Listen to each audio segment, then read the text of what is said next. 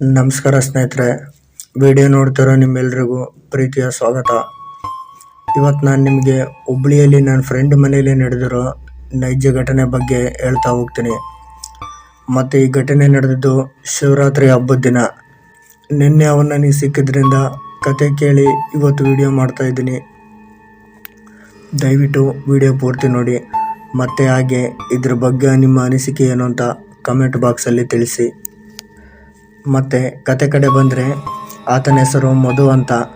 ಆತ ಒಬ್ಬ technical engineer. ಆಫೀಸಿಗೂ ಮನೆಗೂ ದೂರ ಆಗಿದ್ದರಿಂದ ಆಫೀಸಿಗೆ ಹತ್ತಿರ ಇರೋ ಮನೆ ಹುಡುಕ್ತಾ ಇರುವಾಗ ಗೊತ್ತಾಗುತ್ತೆ ಹುಬ್ಳಿಯ ವಿಜಯನಗರ ಟೌನಲ್ಲಿ ಒಂದು ಮನೆ ಖಾಲಿ ಇದೆ ಅಂತ.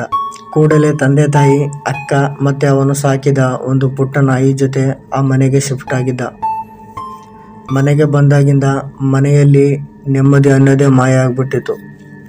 ಹಾಗೆ ದಿನಗಳು ಕಳೀತಾ ಮನೆಯಲ್ಲಿ ವಿಚಿತ್ರ ಘಟನೆಗಳು ನಡೆಯೋದಕ್ಕೆ ಶುರುವಾದವು. ಲೈಕ್ ರಾತ್ರಿ ಎಲ್ಲರೂ ಮಲಗಿರುವಾಗ ಮನೆಯಲ್ಲಿ ಯಾರೋ ಓಡಾಡಿದ ಹಾಗೆ.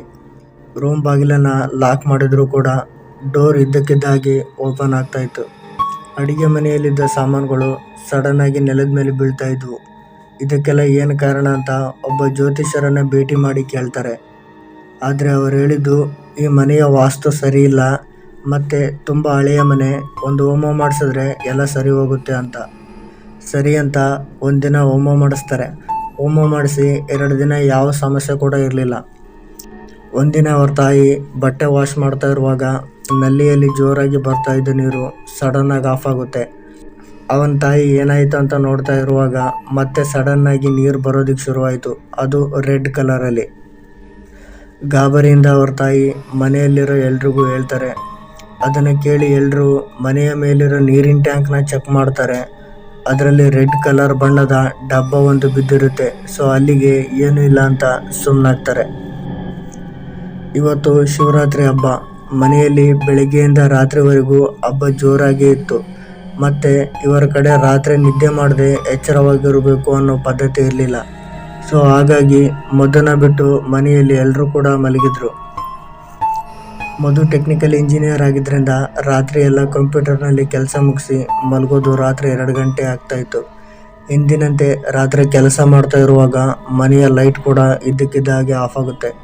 ಮೂಲೆಯಲ್ಲಿ ಮಲಗಿದ್ದ ನಾಯಿ ಅಲ್ಲಿಂದ ದೂರ ಬಂದು ಅದು ಮಲಗಿದ್ದ ಜಾಗ ನೋಡ್ತಾ ಜೋರಾಗಿ ಬೊಗಳಕ್ಕೆ ಶುರು ಮಾಡ್ತು. ಮಧು ಎಷ್ಟೇ ನಾಯಿಗೆ ಗದರಿಸಿದ್ರು ನಾಯಿ ಸುಮ್ಮನಾಗ್ತಾ ಇಲ್ಲ. ಅದರ ಶಬ್ದಕ್ಕೆ ಮನೆಯಲ್ಲಿ ಮಲಗಿದ ಅಷ್ಟು ಜನ ನಿದ್ರೆಯಿಂದ ಎದ್ದು ಎಚ್ಚರಾಗಿ ಅಲ್ಲಿಗೆ ಬರ್ತಾರೆ. ನಾಯಿ ಜೋರಾಗಿ ಬೊಗಳ್ತಾ ಮುಂದೆ ಹೋಗಿ ಮತ್ತೆ ಹಿಂದೆ ವಾಪಸ್ ಬರ್ತಾ ಇತ್ತು. ಮನೆಯವರಿಗೆಲ್ಲ ಭಯ ಆಗುತ್ತೆ. ಇಷ್ಟು ದಿನ ಸುಮ್ಮನೆ ಮಲಗ್ತಾ ಇದ್ದ ನಾಯಿ ಇವಾಗ ಯಾಕೆ ಇಷ್ಟು ಬೊಗಳ್ತಾ ಇದೆ ಅಂತ. ಎಲ್ಲರೂ ಗಾಬರಿಯಿಂದ ಇರುವಾಗ ಆ ನಾಯಿ ಮಲಗ್ತಾ ಇದ್ದ ಜಾಗದಲ್ಲಿ ಯಾವುದೋ ಒಂದು ಭಯಾನಕ ಆತ್ಮ ಕೂತಿರೋ ಹಾಗೆ ಕಾಣಿಸುತ್ತೆ. ಮನೆಯಲ್ಲಿ ಎಲ್ಲರೂ ಕಿರುಚಾಟ ಕೇಳಿ ಪಕ್ಕದ ಮನೆಯವರೆಲ್ಲ ಓಡಿ ಬರ್ತಾರೆ.